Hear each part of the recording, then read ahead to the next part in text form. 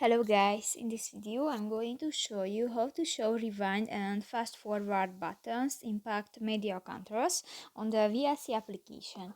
But first of all, I just want to mention, please don't forget to subscribe to our channel, because at 100,000 subscribers we are going to show you our YouTube revenue statistics and growth strategy, how to make money online. So let's jump into it. First of all, open the application on your device. Tap to the More button under the playlist option, the left side on the screen, and go to the settings section. Here, go to the extra settings section, go to the interface option, the first option. Scroll down, and in the audio section, you can find the last option, the SIG buttons in notification panel, show rewind and fast forward buttons in compact media controls. And if you want to enable, just click to the next square icon and done. So that's pretty much it for this video, guys. See you in the next one. Bye bye.